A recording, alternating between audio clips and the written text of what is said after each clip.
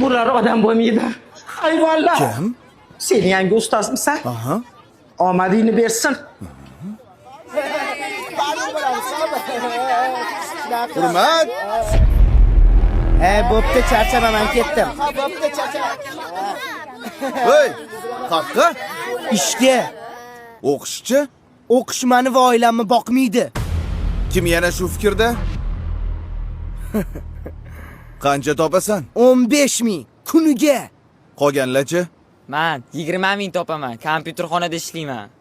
Men 25 ming topaman. Manikyurchiga yordam beraman. Oramizda eng boyi Mirsagatov. Sen qayerda ishlaysan?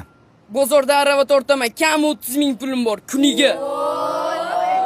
Sizlar bu narsalarni faxrlanib gapiryapsizlarmi, bolalar? Nima? Qornimizni to'ydirmaydigan beshlar bilan faxrlanaylikmi? Balki kelisharmiz.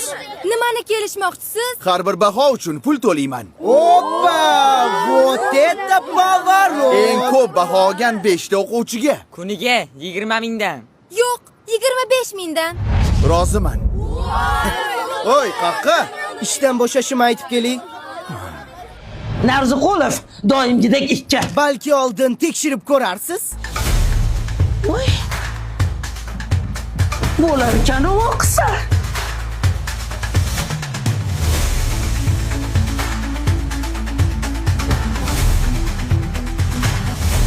Bizga pul kerak emas. Biz o'qishni tanlaymiz.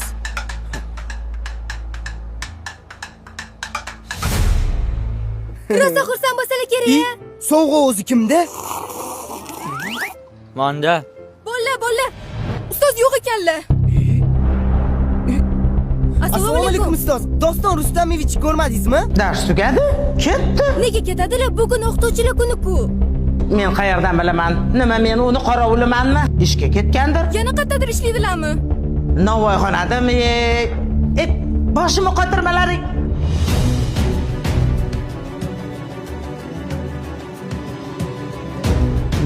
Ustoz, Iya?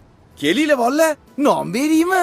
O'zingizni pulingiz yo'q ekan-ku. Nimaga bizga pul bermoqchi bo'ldingiz? o'zingizni bolalaringiz bo'lib turib, nimaga begona bolalarni o'yladingiz? Shunaqa qiyin ekan. Nima qilasiz bu kasbni tanlab? Ustozlik kasb emas, bolalarim. Ustozlik bu hayot yo'li. Siz endi ishga chiqa olmaysiz. Sizni boshqa joyda kutishyapti. Qayerda? Umrada.